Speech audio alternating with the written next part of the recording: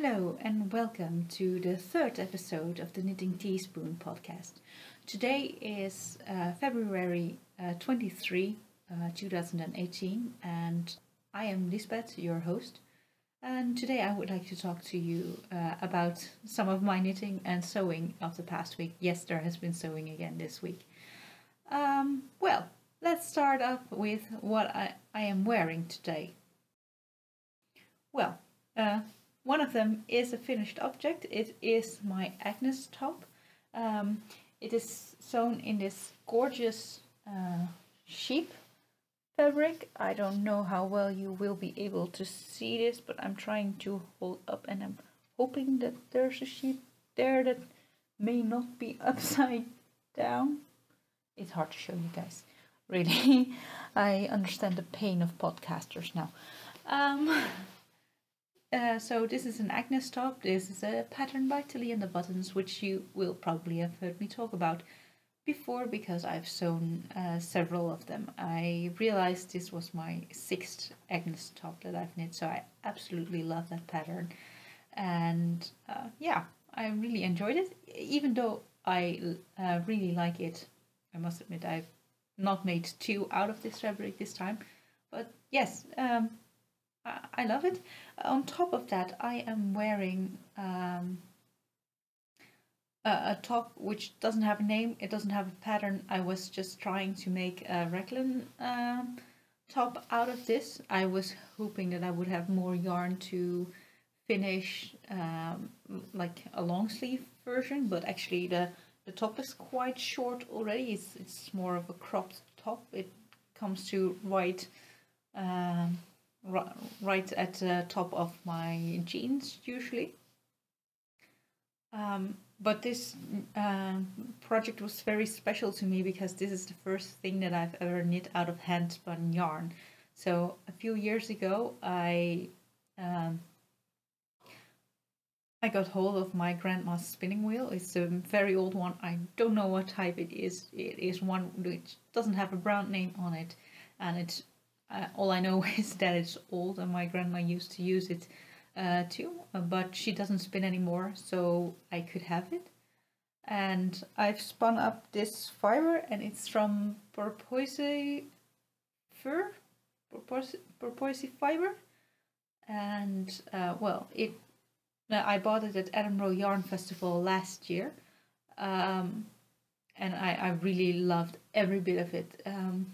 Before I've been spinning some fiber. Well, at first I started with some fiber from a sheep from whom I knew the owner, and they gave it to me, but it had been laying in the rain, and it wasn't treated properly for if you wanted to spin with it, and it was just disgusting. It was smelly. It was not much fun at all. Then I bought some fiber which also had not been treated anyway. It had not even been washed, but it had been selected specifically for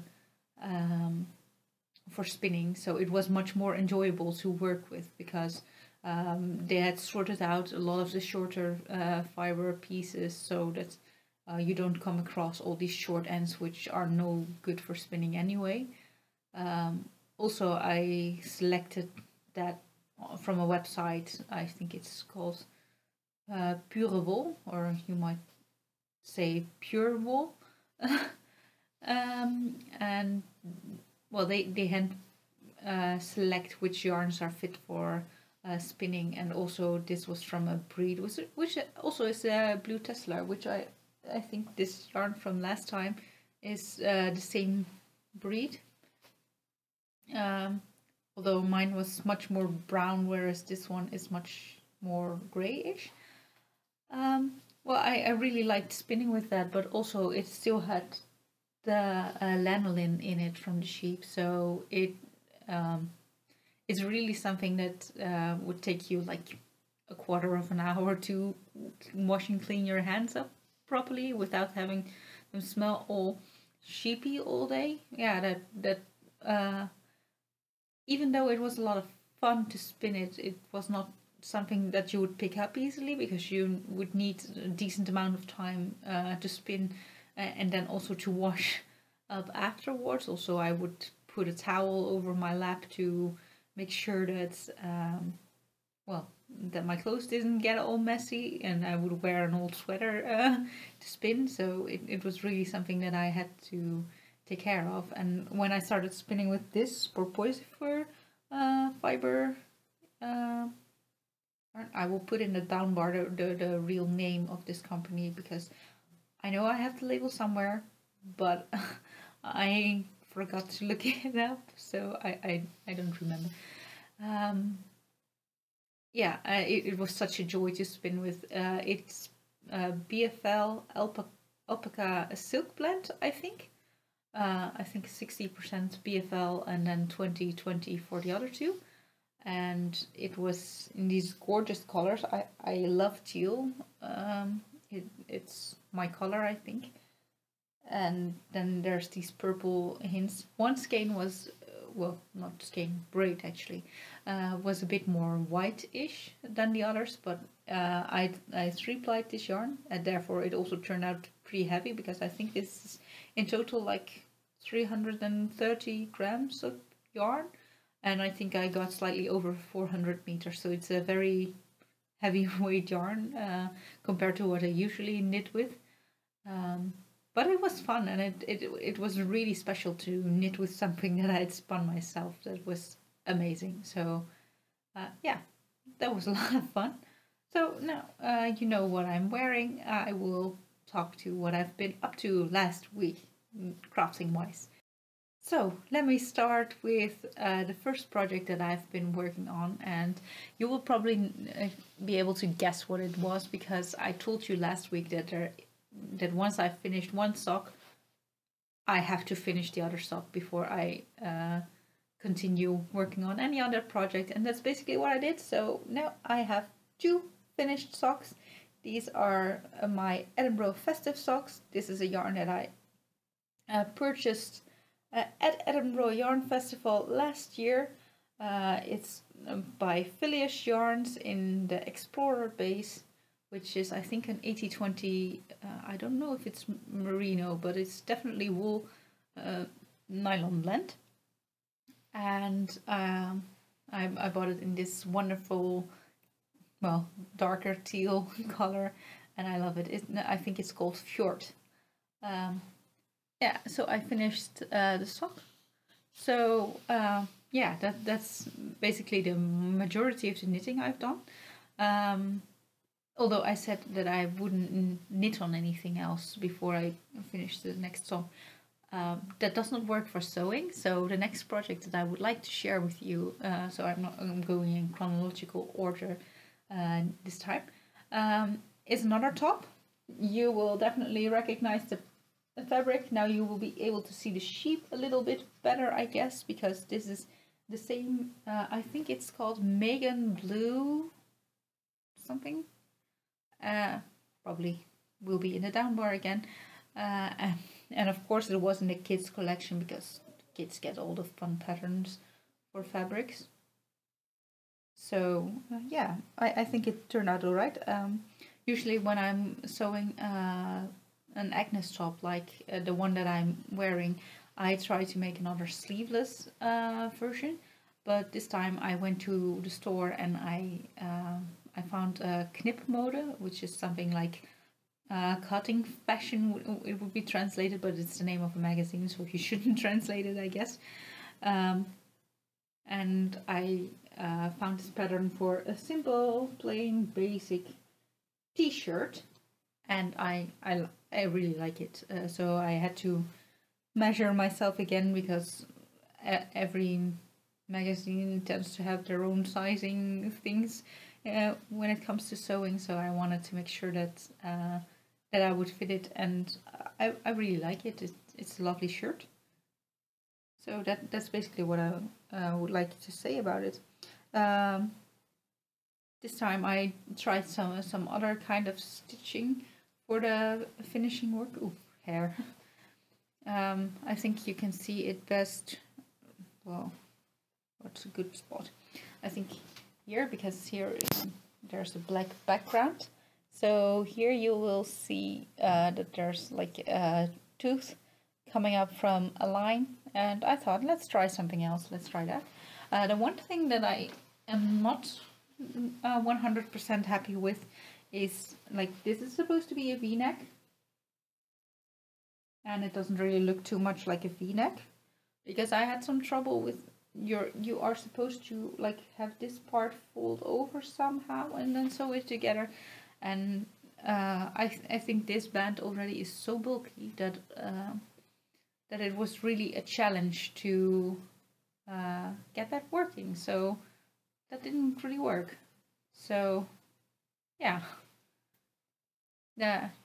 probably try again next time, I guess, because I think this will also be a pattern that I will sew up several times, probably, because as much as I'd like to sew all the fancy things, I really prefer things that I will actually wear. So the simple t-shirts, they are great because I get to wear them almost every day, and well, as much fun as it would be to have something very special make myself, it's much better to be able to wear something that I make myself every day.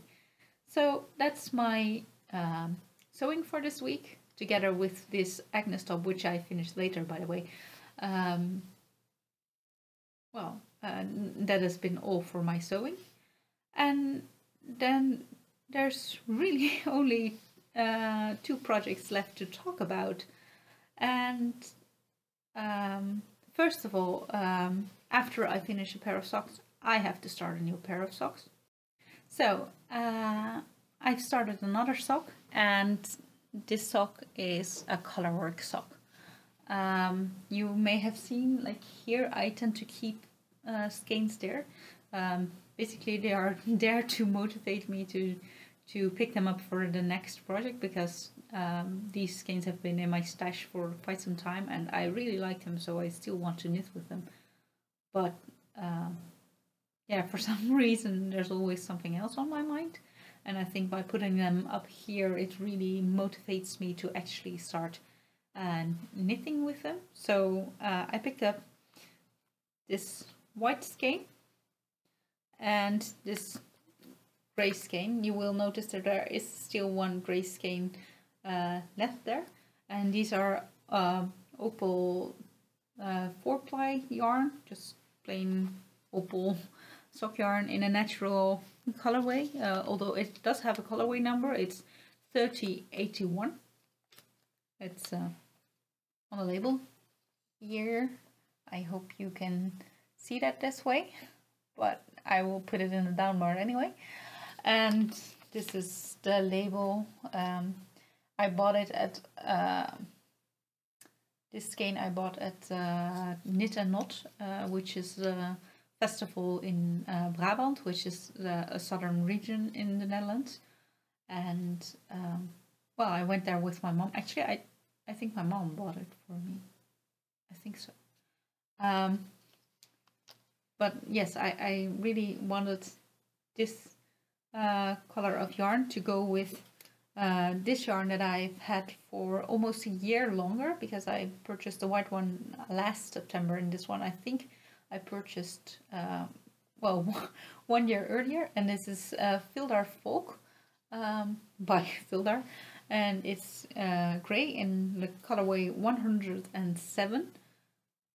So I am knitting a pair of Valdres socks out of them. You can see here I am almost starting to get wider for my heels, although well, this is a traditional Norwegian pattern called Valdres. I think it's a region in Norway where apparently these patterns are more common, and I am knitting it toe up, although the pattern is actually from pattern that I'm using actually. It's called Valdres Knestrømper. Don't know how to pronounce that. They have a funny letter in there, like the O with the stripe through it. I don't know how to pronounce it exactly, but I will say Knestrømper. Well, I'm knitting it toe up, but I don't really like this toe is really pointy. it decreases quite rapidly. This line, I like that, but it's quite punchy at the end. And I think that is something that has happened because the pattern was originally meant for top down, and I think these kind of decreases make more sense if you, well, if they are actually decreases, but for me they were increases because I'm knitting these socks toe up. Main reason why I'm knitting them toe up is because I only have one skein of the white, and that means that I'm probably not going to get knee-high socks, because I think that's what Knestrømper means. But well, we will see how far I will be able to go with the yarn that I have. And yeah, also I've always ignored this in the past, but I think it's really true. I've used my usual stitch count for socks, and this is a colorwork pattern, so it tends to be less stretchy than usual. Like you can still stretch it, but it gets, well, it distorts the pattern a little bit, so it's, I guess, less pretty, although it still fits around my foot. But because it can't stretch less in the width, or it has to stretch like to the maximum in the width, it will make the fabric shorter. Like if you have a square piece of fabric, I can show you here. This is some well, I guess it was some kind of swatch that I did at some point. Like if I stretch it this direction, you will see that the height decreases. So this also works with socks, of course. Like if you stretch it out maximum to the width, then you will have to add some extra length to get the length that you are used to or that you like, I think. So I will, although I've knit these at the same stitch count as my usual socks, I think I will have to add in some extra rows to get them to the length that I like for wearing socks. Also, I may have to do something like knitting the leg a little bit wider, because otherwise I think I may not be able to fit my heel through, but we will see. Maybe I will end up ripping back the entire thing and put it on larger size needles. You will also see that these are not very long needles. These are my 9-inch circular needles. I think these are eddies, or maybe long, I don't know, something like that. Yeah, I think those are all the same actually. They just come in different packaging. But I've knit one pair of socks before on 9-inch circulars, and I wasn't really a fan. But I must admit that those were on very slicey yarn, which I don't really like to knit with anyway. And those were a gradient, and I did not knit colorwork. But for colorwork, I think it is amazing, because when I knit colorwork, I tend to get like these lines on the sides that are like visible, that the tension somehow got a bit weird where I switch from one needle to the other. I know I can work around that by not knitting to the same position each time, but that's usually how I keep track of my socks, so I usually do that. And I really like it. This way, always all of the stitches are stretched out to a point that's comfortable for the colorwork knitting. So I do like these for colorwork, and I'm considering buying some more in, well, a few more sizes, because I only have these 2mm needles now, because I use that size the most for knitting socks, and I thought that would make the most sense to buy. But considering that I might want to use them for colorwork socks rather than for my usual socks, I may need to change my preferred needle size, because I think this fabric comes out very tight. It does not have to be this tight, I think, so it's fine. And then there's another project that I've knit on this week, and it is my blanket. This time I'm not going to show you the entire blanket, I'm just going to show you the bits that I've knit on it this week. It is not very much. This is just a Thursday's evening worth of knitting. Well, yeah, and I have this on 100 centimeter cable higher sharps, and that's not really necessary to have it that long when it starts out the center part of a square, but I'm knitting another square which is going to be in the border of my blanket. So this way you can really see that even though my blanket is starting to get very big and heavy, I do not need to carry around my entire blanket all the time when I'm working on it, because I still have a lot of border left to knit on. So I can, like, this size is pretty workable for in the car, or for this you can toss in your whatever bag you are bringing for wherever you go, I feel. So yeah, I really like working on it, but it's not much this week. And because the blanket overall has not changed since like last week, I'm not going to show you that. I have to admit I did knit a little bit less on the blanket while I was at the knitting group this week, because I was also in the shop, which means the shop was open and it means I can shop yarn, so I did. I purchased some DROPS Big Merino. They carry the DROPS yarn, and I bought these 4 colors and then also these 2. So a white, an orange, a red, a navy, a blue, and 2 types of grey. Actually, the dark grey I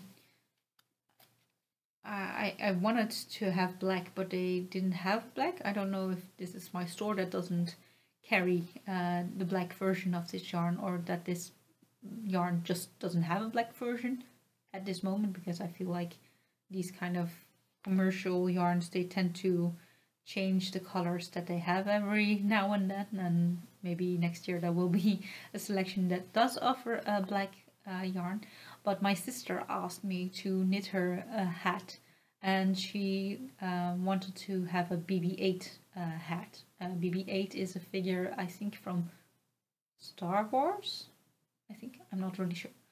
I purchased 2 white skeins, and all of the rest of this yarn I have 1 skein of. And there's a set of colors, and I think it's like this maybe, that I would use to make her a BB-8 hat. And then she and there's also another figure, I think, from the same series, that's called R2-D2. Again, no idea what kind of function it has in the story or whatever, but I thought it would be nice to have a matching hat for her boyfriend. So I am going to knit 2 hats out of this. I hope it will fit. Probably I will have plenty left over, but I don't know. We will see. It's supposed to be a very quick project because this is quite bulky yarn. I think, yeah, it's 50 grams and 75 meter or 82 yards. So it's quite heavy, I think. But it will be fine. There will be hats. It's superwash merino. It's not that, well, it's not my preferred yarn to knit a sweater out for myself, I think, or to knit anything out of for myself. I prefer more rustic yarns, as you may have been able to see from last week's yarny purchases. But I feel like they might be more sensitive to itch from yarn, so I thought, to be on the safe side, just get some very soft merino yarn that will probably work for them. So, oh, and then I forget one project. Let me just get that for you. So I'm back with my project, and it's actually the most exciting project, maybe, I feel like, because after I finished the socks, I did not cast on a new pair of socks right away. First, I finished my next design project, and these are pair of gloves, and I have written it up and submitted it to Ravelry and everything, so you can't really steal anything of the design anymore. So this is the Our House gloves. It's inspired by a song from Crosby, Stills, Nash and Young. So if you by any chance like a type of music or their music, I really recommend listening to their song. But in the song they they sing about our house, and it's a very, very nice house with 2 cats in the yard. So that's where the pattern inspiration came from. And they to me that song is all about feeling cozy and comfortable and at home, as relaxed as you can be, and especially sharing that home with your loved one. So I wanted to put all those lovely, cozy, warm feelings in a pair of gloves, and these are the pair of gloves. And if you if you would see the pattern more closely or know the song, you may be able to see some more references in these gloves to the same song, which I really like the song. So the pattern is finished, it's out, but unfortunately I have not been able to do a very good job at finding test knitters so far. So if you are interested, please contact me at knittingteaspoon@gmail.com. Can't remember if there's an underscore in there, so I will put my email address down here somewhere, so that if you are interested in test knitting the pattern, well, I can send you the pattern for free. I think I will also come up with a discount code, but I'm not sure about how to go around that yet. Maybe I will just put a 50% discount anyway for everyone for this pattern to celebrate the kickoff, I guess. Yeah, that sounds like fun. I'm probably going to do that. So yeah, so next design finished. Also, this goes for Ellie of Skeindeer Knits. She's hosting a year-long Mittalong, so you're actually supposed to knit 6 pairs of mittens for that knit-along, but gloves also count.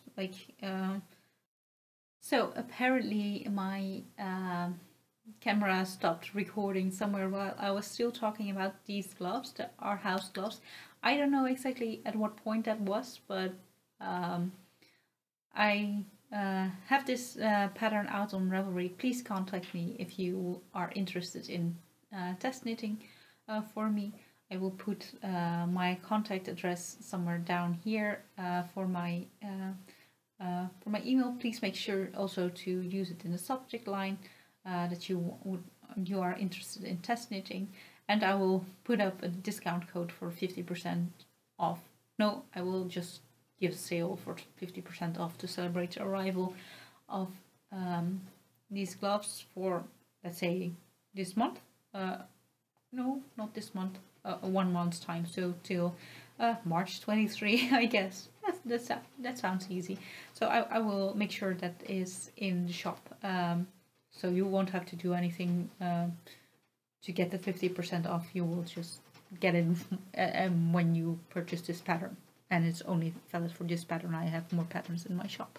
So I think that was it for today. Thank you so much for joining me. It is a pleasure to be able to podcast, and I really enjoy it. Yeah, so I really like it. If you like my podcast, you can also follow me on some other social media. I'm on Ravelry, on Instagram, on YouTube, and I do have email. I'm not really sure if that counts as social media, but my information will be on the screen. That will be much easier than trying to cite it all. So thanks again for joining, and I hope to see you next week. So bye!